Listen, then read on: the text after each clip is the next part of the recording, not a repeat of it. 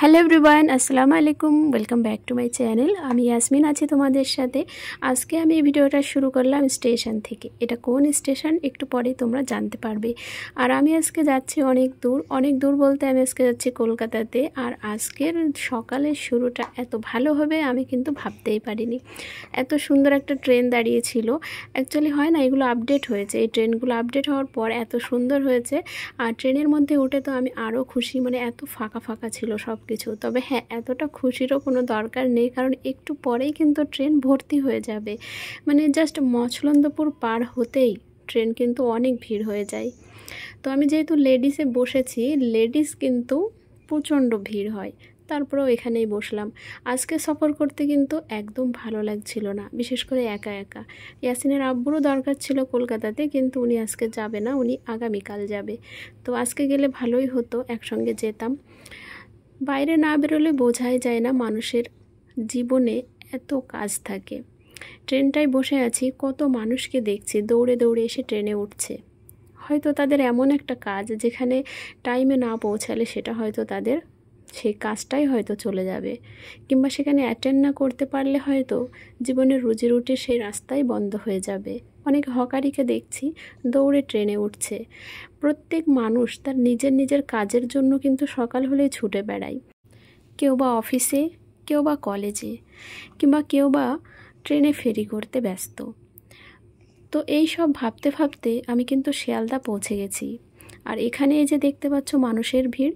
আগে যখন, অনেক আগের কথা বলছি, এটা শিয়ালদাতে আসতাম, তখন দেখে ভাবতাম এরা কোথায় যায়, কিন্তু এখন বুঝে গেছি কেউ দূরপাল্লা সফর করে, কেউ বা অফিসে অ্যাটেন্ড করে, কেউ বা কলেজে যায়, কেউ বা রিলেটিভের বাড়িতে যায়। তো যাই হোক, কথা বলতে বলতে যে আমি যে গন্তব্যস্থানে যাব সেখানে যেতে গেলে আমাকে কিন্তু আবার বাসে উঠতে হবে। তো বাসে অলরেডি উঠে গেছি, আর বাস থেকে নেমেও গেলাম। বাসের জার্নি ছিল আধা ঘন্টারও বেশি। এই যে জাম দেখাচ্ছে আমি, এটা একটা কথা না বলে আর পারছি না। যখন শহরে ছিলাম, গ্রামের এইসব জিনিসগুলোর খুব মিস করতাম। ভাবতাম শহরে এসে সব কিনে খাবো, এগুলো তো গ্রামে আমরা গাছ থেকে পেড়ে নিজেরা খেয়েছি। কিন্তু এখন গ্রামে এসে বুঝতে পারছি কি গ্রামে এইসব জিনিসগুলোর এখন অভাব পড়ে গেছে। এগুলো শহরেই ভালো।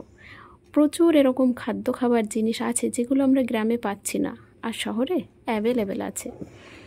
তো যাই হোক, অনেক মজার একটা জিনিস আমি তোমাদেরকে দেখাই। সেটা হচ্ছে হাওড়া যে গঙ্গার নিচ থেকে যে মেট্রো রেলটা মানে তৈরি হয়েছে, সেই স্টেশনটা দেখাচ্ছি। এটা কিন্তু আন্ডারগ্রাউন্ড। তো আমি ওখানে কাজ মিটিয়ে ফেরার পথে আমি এখানে এন্ট্রি করেছিলাম, আর ভেবেছিলাম আমি মেট্রোতে করে বাড়িতে যাব। এর মধ্যে আমার আব্বার সঙ্গেও কথা হয়, তো আমাকে বললো কি তুমি মেট্রো করে চলে এসো। বেশ খুব এক্সাইটেড ছিলাম, কিন্তু টিকিট কাউন্টারে টিকিট কাটতে গিয়ে বুঝলাম কি মেট্রো তো শিয়ালদা পর্যন্ত যাচ্ছেই না। তো আবার কি হবে, একটু ঘোরাঘুরি করে এদিক ওদিক দেখে ওখান থেকে আবার বেরিয়ে এলাম। মেট্রো ওঠার বাহানায় গিয়েছি বটে, কিন্তু ওখানকার নাজারা তো দেখা হলো। এই যে আমি টিকিট কাউন্টারে এসেছিলাম, এখান থেকেই আমাকে বলা হলো যে টিকিট মানে দেবে না, মানে শিয়ালদা পর্যন্ত রুট এখনও প্রপার তৈরি হয়নি। এই যে পুরো রুটটা আমি দেখাচ্ছি, এই স্টেশনগুলোই কিন্তু মেট্রো স্টেশন, মানে ওর মধ্যে পড়ছে আর কি। বাইরে বেরিয়ে এসে এই যে মানে হাওড়া যে ময়দান ওটা দেখাচ্ছি। ওই দূরে যে লাল বিল্ডিংটা, এটা বেশ কয়েকবার আমার ভিডিওতে তোমরা দেখেছো। আমার যে ইউটিউব চ্যানেল yasmin.ramjan, ওতে কিন্তু প্রচুরভাবে ওটা দেখানো আছে। এটা যখন তৈরি হচ্ছিল তখন থেকেই দেখানো আছে। ওটা স্টেশন মেন, ওর নিচেই কিন্তু ট্রেন দাঁড়িয়ে থাকে। তারপরে আবার এই যে কামব্যাক করছি বাড়ির উদ্দেশ্যে। শিয়ালদাতে এসে আমি একটা মোবাইলের কভার কিনলাম। আমি দুটো নতুন মোবাইল এ জীবনে ব্যবহার করেছি, বাকি তো সেকেন্ড হ্যান্ড ব্যবহার করতাম, কারোর ইউজ করা ব্যবহার করতাম।